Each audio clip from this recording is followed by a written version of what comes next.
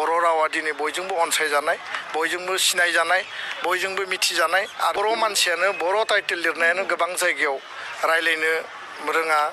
दाबो जोङो मोजाङै बुंनो हाया, आख' फाख' सोरबा एसे लाजिनाय मोनो। थुनलाइ आफादनि जोंनि जि माहारियारि आफाद आरो बिनि 63थि जि बोसोरारि जुथुम्मा बक'आव सानथामनि हाबाफारिमोन 19, 20, 21 आरो दिनै बियो खोब गाजा गोमजा मेहेरगोनाङै जोबनानै थांबाय। थारैनो राव, थुनलाइ, बर' बिजों आरो बर' हारि थांना थानायनि थाखाय बर' थुनलाइ आफादा 1952 मायथाइनि 10 नभेम्बराव गायसनजाखांनायनि उनाव दिनै 63थि जुथुम्मा खुंनाय आरो बिनि बैसोआ 73 बोसोर जाबाय। प्लेटिनाम जुबिलि जागोन बोसोरनैनि उनाव 2026 मायथाइयाव।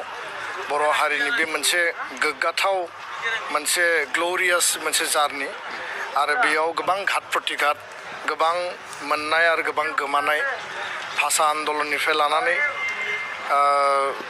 मेडियामनि थाखाय जिखिनि जोंनि जुजिनाय आरो जोंनि जि मबिलाइजेसन आरो जोंनि दावहा, साधारन फोरोंगिरि थिसननांगौ, फोरोंगिरि नांगौ आरो बिनि अनगायैबो बिजाब जोंनो नांगौ सम मथे, स्कुल गायसननांगौ।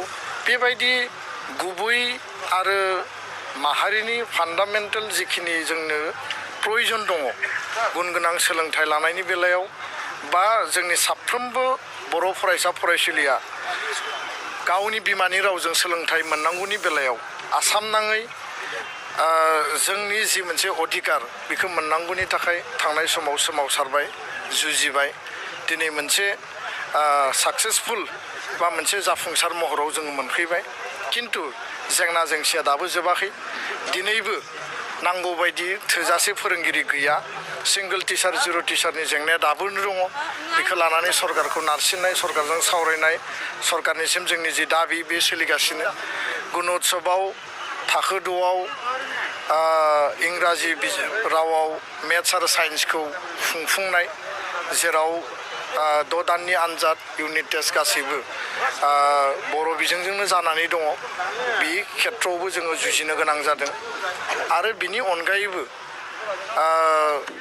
फिसा फिसा टेक्सट बुकआव बा जोंनि एलिमेन्टारि आरो सेकेन्डारि लेभेलनि टेक्सट बुकआव गोरोन्थि खालामनायखौ दिनैबो जोङो नोजोराव गोलैयो। दा बेखायनो मुलुगनि जिखिनि थुनलाइ बे लेभेलाव फेर फाथिनो थाखाय थुनलाइ सोरजिगिरिफ्रा दा जिखिनि थुनलाइ सोरजिदों बेनिख्रुइबो रासिन आरो बांसिन बिसोरो कठोर परिश्रम खालामनांगोन, सृष्टि खालामनांगोन, क्रिएसन खालामनांगोन।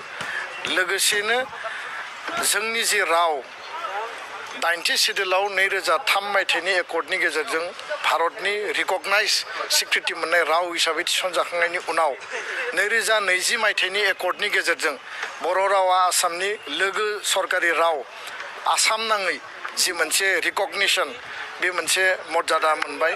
खिन्थु बे रावखौ दिनैबो बर' मानसियानो बर' टाइटेल लिरनायानो गोबां जायगायाव रायलायनो रोङा। दाबो जोङो मोजाङै बुंनो हाया, आख' फाख' सोरबा एसे लाजिनाय मोनो। खिन्थु दिनै बे थासारियाव गैलिया, लाजिनांगौ थासारि गैलिया। जोङो गावखौनो माने नेहाथ होनना साननो गोनां गैया। बर' रावा दिनै बयजोंबो अनसायजानाय, बयजोंबो सिनायजानाय, बयजोंबो मिथिजानाय आरो बेखौ लानानै गोबां रिसार्च, गोबां दिनै खम समनि गेजेराव बर' रावा मोनसे जौगासार राव बायदि दिनै मोनसे मासि मोननो हादों। बेखौ बयबो सोलोंनांगौ, बयबो सोलोंनायनि बेबस्था खालामनांगौ। दा बेखायनो बर' थुनलाइ आफादनि बे जुथुम्माया मोनसे साक्सेसफुल जुथुम्मा आरो बेयाव गिबि मन्थ्रि आरो माखासे रिनाउन आलासिफोर साहित्य एकाडेमिनि भाइस प्रेसिडेन्ट फैदों आरो बिनि गेजेरजों फैबाय थानाय समाव जोंनि राव आरो थुनलाइ, जोंनि बर' बिजों आरो जोंनि गुन गोनां सोलोंथाइखौ लानानै हाबा मावलांनांगौनि बेलायाव एबसु आरो थुनलाइ आफादनि जुजिनाया कन्टिनिउ थागोन आरो बे बिथिङाव जातीयताबाद आरो हारिनि सार्थनि थाखाय जों खुनु कारनाव आपस खालामनाय नङा आरो जिकुनु बिनिमयाव हारिखौ गेरेमसा हारि दानायनि बेलायाव थुनलाइ आफादनि जि मोनसे गाइडेन्सशिप, पेरेन्ट लिडारशिप बिनि नेतृत्वआव दुलाराय बर' फरायसा आफादा मदद होनानै हाबा मावलांगोन। गोजोन्थों।